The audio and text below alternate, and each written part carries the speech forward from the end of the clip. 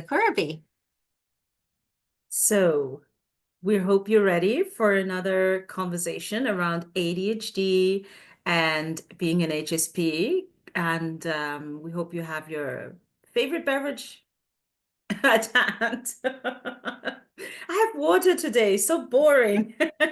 It's never boring. We all need to hydrate, as we We all all know. exactly stay hydrated.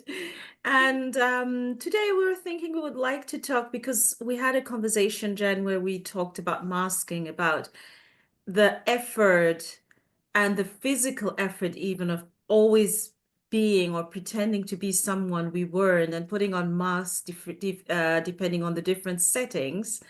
And I think another part of the exhaustion that can come with ADHD or being HSP is walking on eggshells. Oh, yes. Being Do- on.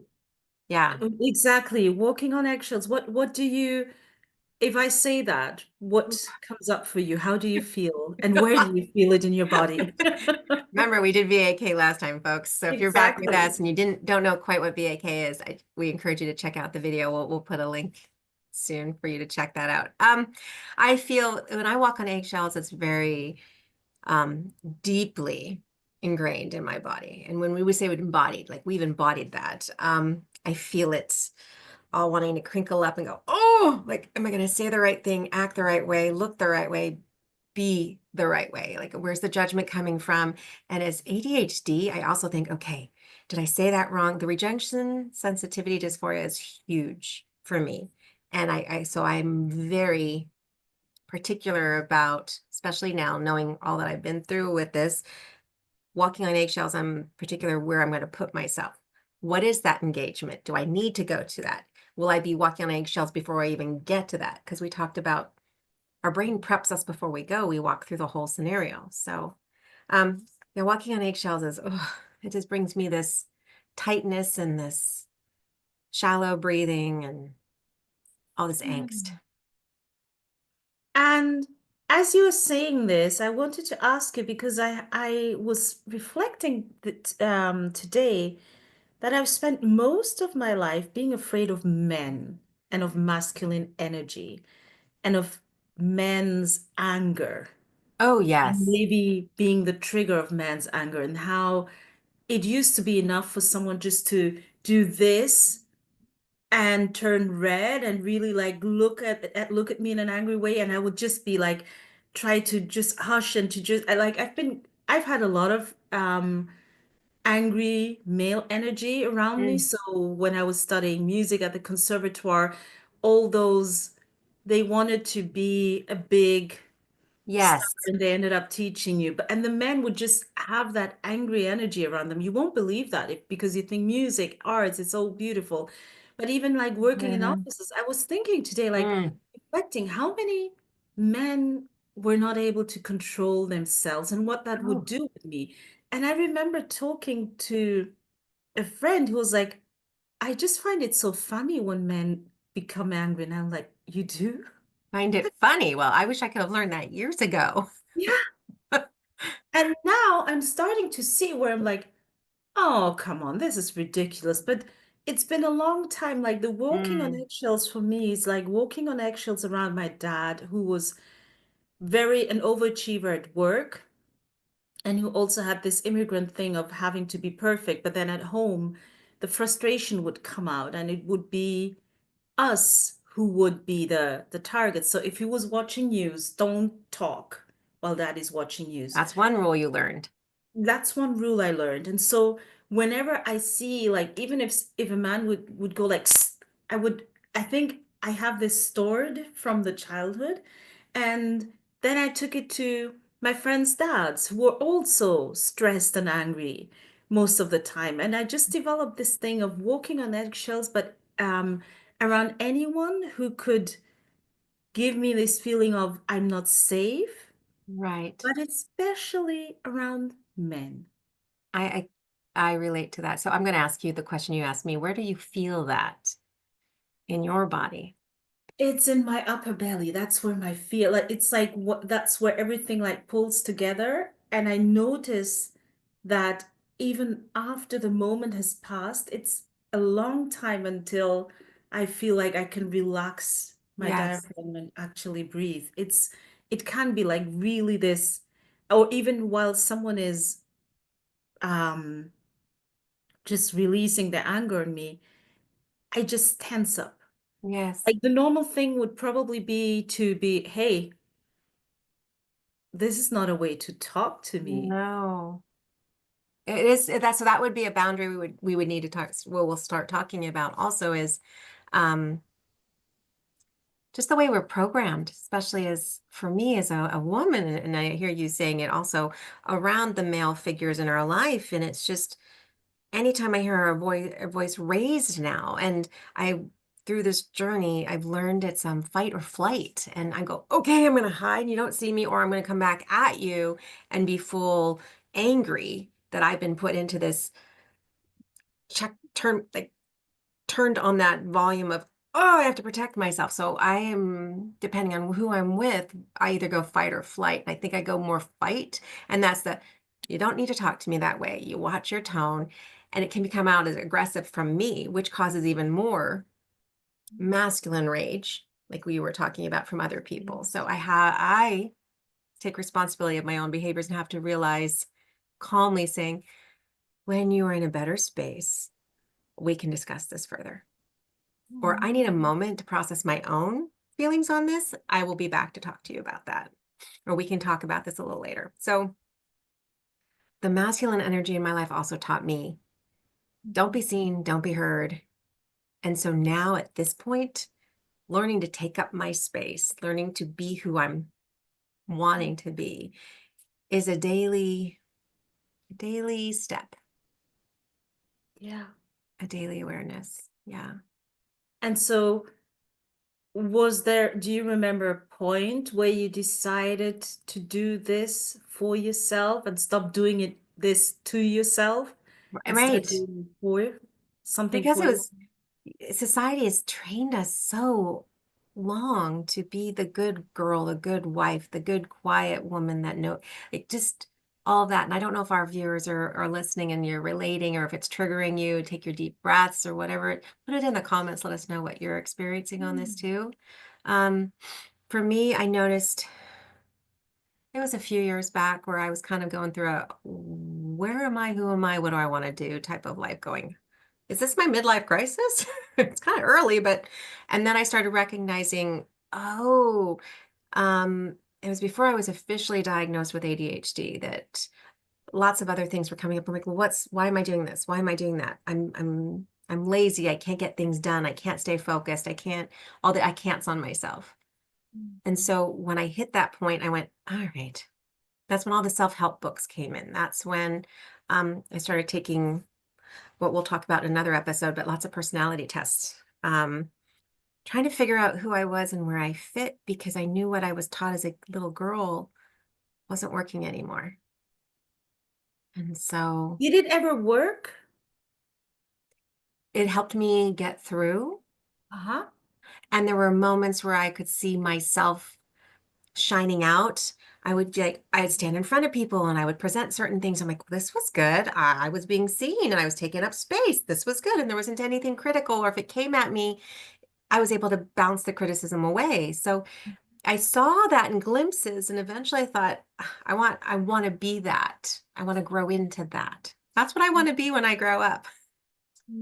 I want to be a solid person in who and where I was going. How about you?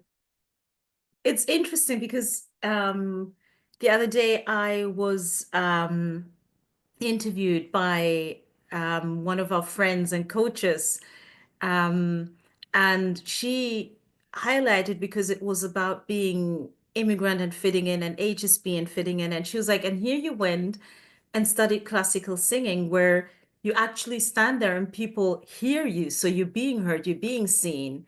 Oh, And I realized that that was part of my plan. Like, I'm going to do it in a way where people can't critique me for being seen or heard because I'm just doing my job. I'm just performing. I have to sing like this, but still being like, you are going to hear me. This is not over yet. You can't just shut me in a corner. And interestingly enough, we're given this message as girls, be a good girls, be quiet and whatever. But then our fathers, may not yours and mine, but generally, are listening to Beyonce, Shakira, Lady Gaga. I mean, they're admiring this kind of woman, but telling us to be the Very, me, don't yes. see me, like Hmm. Yes. we grow up with so many like differences. Like I remember for a short time dating someone who was more like trying to keep me small and then would go on about how amazing of a woman Lauryn Hill was. I was like, you wouldn't be able to stand beside her if you're trying to keep me small and I'm 23 and already like fitting in every cupboard you put me in. So what is this? They admire the loudness from afar, Right. but Because it then doesn't dim who something they else. are. They can admire it from afar because it's over there. But heaven forbid Agakura should stand up and be this bright, shining, strong woman and make them look smaller. In their opinion. Not that you do, but that's theirs. So yes, that's That's where interesting. that's where our journey, and that's where my journey actually took me. I'm like learning though, that's not mine. That is theirs. Like that's a phrase I will use often. I'll be, you just be you. You do you. As long as it doesn't hurt anybody else. And then that's not mine. Unless it is. Unless I actually have done something, I'm like, oh, okay, that was mine. I'll take that and work on it. But that's being open and introspective and saying, yeah, I Yeah, have some edges that are a little rough, and maybe they're rough because growing up, we had to shove everything around them and we couldn't polish them as we were exactly. growing. So, And that's the thing. I think this conversation is so important um for us, for the people we're talking to with ADHD and HSP, because we have grown up around putting on masks and walking on oh eggshells my goodness.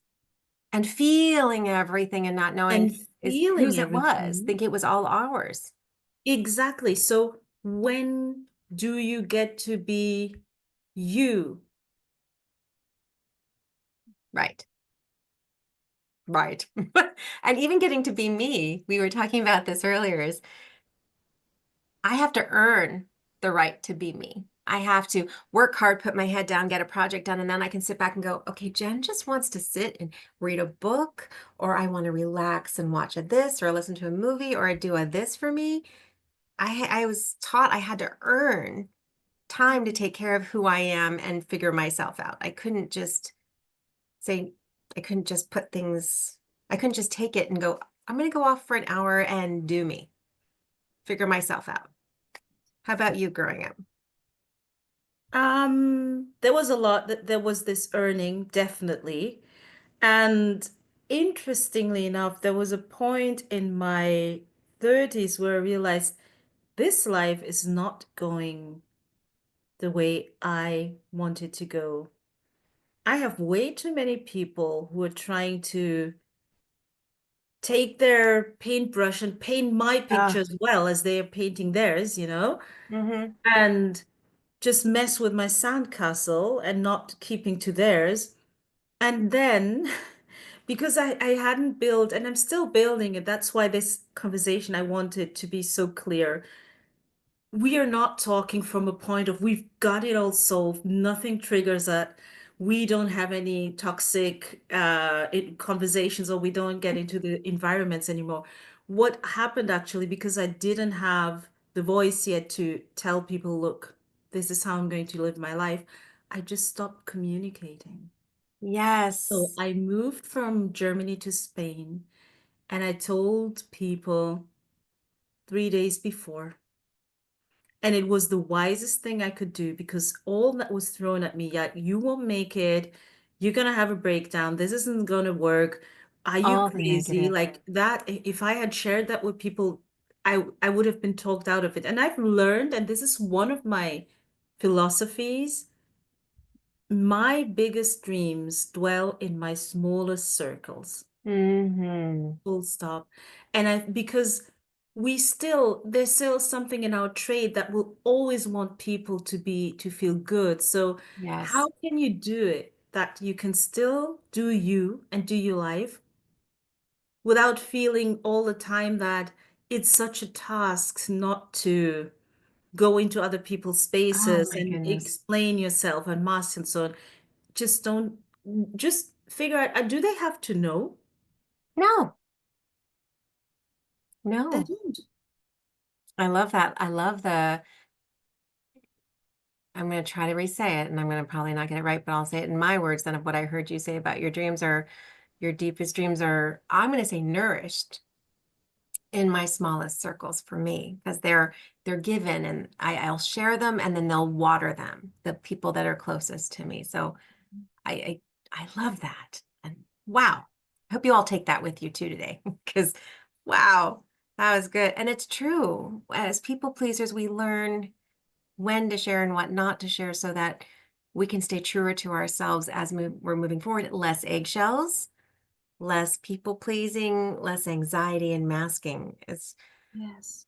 and you said you got quiet. I get quiet and sometimes I'll just pull away. Um, and there's some guilt around that for myself in that, oh, I didn't tell them I'm just pulling away because of whatever their actions were. And then I go back and go, no, I think I'll work on that for myself. But there's certain other instances where I've told them, they've seen my reaction, they know how it hurt, that if I'm going back again, it's just for it's to be manipulated and I choose not to do that. So Yes. it's a And choice it's now. work. It's a choice, and it's even, I think the smallest first step you can do toward this is realize you have a choice. So if this family member is manipulating you, they're not Mm, being fair to you, just telling yourself, I have a choice to continue this, to have them talk to me like that, or I have a choice to pull away. And even if you decided for now not to pull away, not to shame yourself, but just keep right, this powerful feeling that I have a choice. I'm sitting here, but I didn't, even if it's my in-laws and I think I need to be a good wife and a good daughter-in-law, I don't have to sit here. I yeah, could have not entered the car. I right, think the hugest feeling is when you realize you have a choice. Even if things are difficult, you have a choice. It's not that someone is holding a gun right. to your head saying, you're coming over to my mom's. No, I mean, there might be some relationships out there, we'll qualify this, where there is more of Yes, a heavier yes, manipulation, more of it might feel like you've got this physical yes, on you. Um, I where I'm at in my life right now is my two sons are grown. I am figuring out where the rest of my life is going to focus, and that's pretty darn exciting. And I can choose. And my choice of not calling someone is a choice. Like I didn't choose to call them or not call them. I'll just not do anything around that person is also a choice. Yeah, so I like your idea of like there's always choices everywhere. And yes. the book I was telling you about earlier, the Four Agreements, if you all haven't read it, it's a really good, it was start by the beginning book when I started this whole new journey for myself, by Don Miguel Ruiz. I think I got his name right or close to it. But it's when I figured out those four agreements for myself and where they sit for me, that's when I started saying, oh, this is where my power. I started watering my own seed. Instead of just having my inner circle watering my dream and who I am, I started doing it for myself. And that became more powerful. So it's let's see, I think I wrote my notes here. Be impeccable with your word. Do not take anything personally. That one's a big one. Do not make any assumptions. Also another big one. And always do your best. Not be perfect, not be like do someone else's best, but just do your best. If my best for the day is 2%, that's still my best. If it's 100%, great, but it's still my best for the day or that moment or that instant. It doesn't mean do my best for the whole day but it's just do my best in each moment. Don't take it personally and don't assume. And for me as an ADHD with high sensitivity, the not assuming and not taking it personally is my constant reminder. Oh my goodness. But, and what's so interesting is there's some of these, the one with the do your best, I'm automatically thinking, how do I learn? And how did you Mm, learn to be able to say, yes, I did my best? Because yeah. I'm familiar with going to bed and saying, I didn't do my best, like being all hunched over with Yeah. menstrual pain, for Oh example, my goodness, yeah. and still beating myself to write this content and then being, I didn't do my best. Like, what are Mm. some steps to get us from this place where you can to this place where you can say, yes, I did? Oh wow. I've learned on this journey, it's not an instant. You don't just add water and it grows, but you start to notice. And if I, so let's say it is a day where my cycle has been really hard and I'll go, oh, but I did get up and I brushed my teeth. If that was the best I could do that day, and at least I was kind with my words, hi, good to see you, have a great day, or I just need to crash, like I voiced how I'm feeling, that was Mhm. my best for that moment. And it just, the more I noticed and celebrated, and that's a big thing, is you notice and you celebrate. I did my best. Mhm. Oh, I'm noticing I'm beating myself. I should have. No, and just reminding yourself, you're your best friend. I have a post-it note that says, you're your best friend. Be my best friend. Beautiful.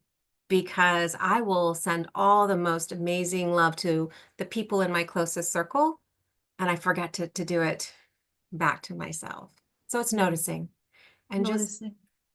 embrace every little, even the littlest, is Hmm. still a win. Yeah, I love that.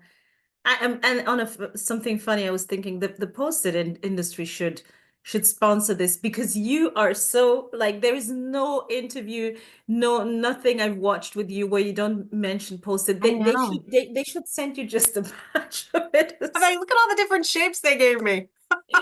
I am not, it's because for so long they were saying, do your to-do list. And I'd have a notebook and I'd do it. And then I'd close the notebook and I would forget it. And there's so long I was trying to fit into such a square that never worked for me.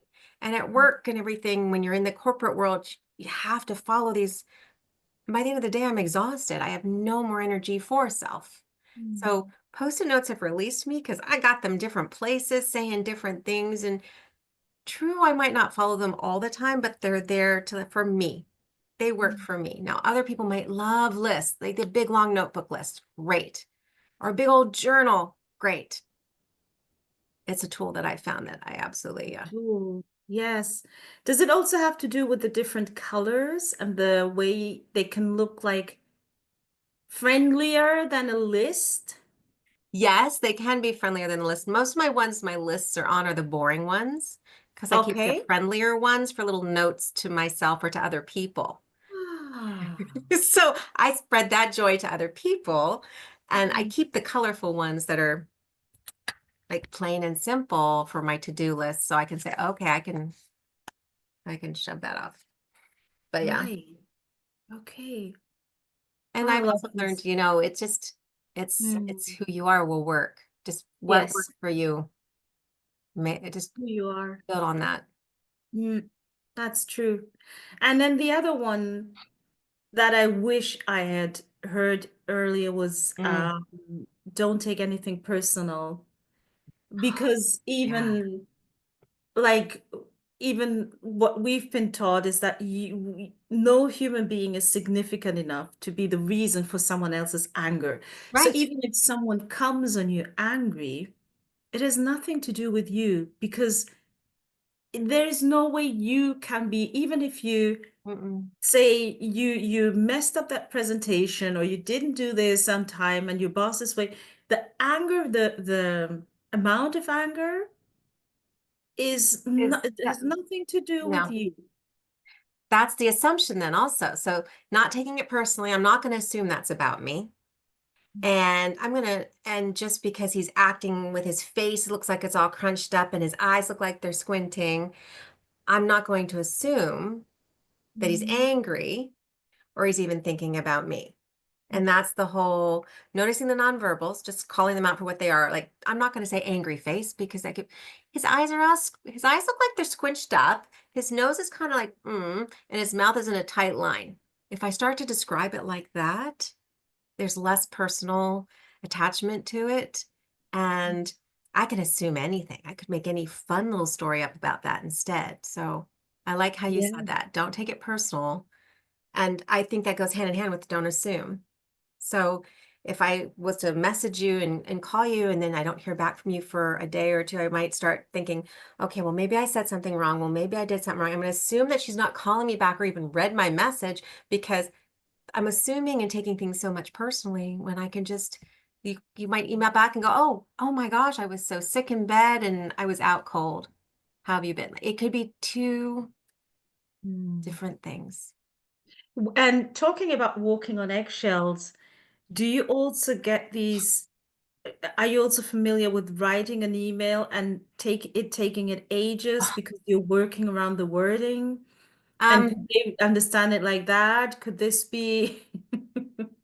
it used to be I would make sure it was grammatically correct, punctuate Mm. everything. And now I will just be me now. I will just put it in there and then I'll look back and go, oh, the spelling was a little bit off. Okay, we'll switch that. But I don't go back to make it formal anymore. That's not who I am anymore. But if we're in a class or a Zoom or some teleconference webinar and we're Yes. supposed to put comments in, it will take Yes. me forever. I'll start to type it and I'll say, nobody wants to see that. Okay, delete that. Well, And type then this they've one moved instead. on. My brain is like stuck in a loop then. And so I just sit Yes. now and I've learned I'm just going to enjoy the process that I'm seeing. And if by chance something truly hits me that I want to say, I'm just going to type it the way it comes out and there it goes. But Yes. that doesn't mean I don't watch to see if anybody likes my comment or thumbs up or And that's where I was going to go. If we were just like anonymous, like no names, like black photos and anything, or yeah. no comment, you don't know who's who, would that be easier? Because there is exactly that thing, and I think it goes with the masking and on eggshells. Like, Mm, do people like what I just said? Do people comment? huge, Are huge. people good, right? Yeah, I love the anonymous idea. I wish we Yeah, could.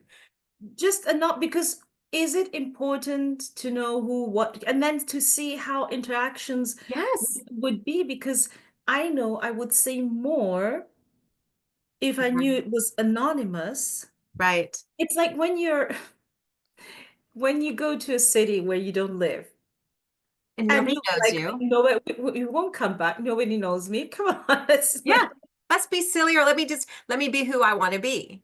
That's exactly. the truest test of, oh, I enjoy doing this or this, and I don't have to walk straight down the sidewalk. I can go like this down the sidewalk. Exactly. I can park here because I can still say I'm not from here. Sorry, I didn't know. Okay, well that's just breaking a rule, but yeah. And you know me with That is rules. We straight gotta breaking a follow the rule. rules. Yes, well, No. unless you need to use the bathroom. There's so many crazy things out there in life and how we've done this. Walking on eggshells certainly um programmed me in a certain way growing up. Prepared me also for everything that I would encounter. And like, okay, so if this person's angry, I'll do this and this. Um, Hmm. but coming into the future for me, my journey is not walking on eggshells as much. It might be more just noticing and trying to have more empathy for others and recognize they could be in pain and that's why they're angry. And maybe I'm just a light that can help them release it or process it. I don't know, but I'm working on that. I'll do it my best every day on that one. And so, I have noticed though that when you start having empathy with yourself, when you start taking care of yourself and your feelings, when you start putting yourself first, yes, all of a sudden it's easier to do the same for other people. I used to be all this person like, why do I have to understand everybody if nobody understands me? Why do I have to go to this event if I don't want to? And everybody else who doesn't want to right, go doesn't have to go, right. right? Um, and now that I'm telling myself, well, you don't have to either, I don't have a problem anymore that other people do what they want. No, he says more of the, oh, good for them. Yay. Awesome. I'm staying home too in my PJs Yeah. or something. Yeah. Yeah. Or We'll talk some. about that. I mean, I know, and this is a great way probably to end our conversation with everybody. If you have questions, let us know. We started while walking on eggshells, going to events, prepping before we go. But the biggest thing I enjoy that I've learned now is if I prep to go somewhere, my preparation isn't just mentally, okay, this person's going to be there. I'm going to need to, this is how I have to behave. It's the, I'm going to come home. And I know we talked about this. I'm coming home. I'm going to put on my favorite hoodie, my coziest sweatshirt or sweater, my slippers, my tea, my favorite whatever book chocolate, and I have that to look forward to. So that's kind of rewarding myself and taking care of myself, knowing I'm going to need that and just being aware of that after an event. What do you Talking do about for that? chocolate, I would actually buy myself. There's this amazing dark chocolate with sea salt that I love. Mm. And whenever I had this like Mm. events or something that would be more triggering, I would make sure I had that at home waiting for me because it was just like, oh, Okay, and my ADHD mind just went on a tangent. So you have it at home, you know it's at home. You go home after the event, you go to look for it, and someone else has eaten it. well, that didn't happen when I was single, but it happens now. Yes, it has happened. Yes. And then you're going, So it's oh, good to really? have like a piece somewhere Oh, where they can absolutely. look. You start doing that. Oh, yes, I have a little secret stash. It's like even if someone else has had a triggering day Yes. and they needed that. Yes. Yes, I leave the main. So sometimes I'll like, oh, the chocolate's on sale. I'll buy a bag, throw it in the freezer, and like those little ones so I can grab it when I want. But I will take a couple extra and throw them somewhere else in the freezer, like in the frozen pea bag or something where they don't like look at vegetables. You're telling me about breaking rules, parking where I shouldn't be parking, and you're hiding chocolate from your loved ones, Gen B, Yeah, because they can have the regular bag. in the frozen pea bag. That's where men don't look, right? No, No right? one will look in the frozen pea. Nobody looks in the frozen pea bag This. ever. Okay, I'm going to do the broccoli because my husband hates broccoli. He Oh, there you he's go. like That's where you put it. he's like one of the things like if you want to chase me with broccoli. So and I have a bag full of broccoli, so that's where it's going. And okay, so as soon as you just put it in its own little baggie so it doesn't taste like broccoli when you go Oh to yeah, eat it. yeah. But yeah. That's a All the I'll be great hints you're texting all you. getting. I'll be texting you like it tastes like broccoli. Like, sorry, No, girl. you're right. I'll put Wrong it in a one. second. Oh, guys, this has been so what I It we has. hope you've enjoyed it like we have. And any questions, any comments, even suggestions for topics, because we do have things where we're similar, but then there are things that are more present to where that you're more present to, things that I'm more present to. And so it goes for you listeners. So anything you would want us to talk about, just write to us. We'd love to this Yeah, to become a conversation with more and more people. absolutely. We're making a community and it's always more fun. Like, subscribe, come back for our next ones. We're going to be talking about the good, the bad, and the ugly of personality tests. You know all of them out there. So if you have a favorite one, go ahead and throw it in the comments. We'll make sure we bring it up in our conversation, hopefully. And yeah, we'll catch up with all of you again soon. See you soon. Bye. Bye.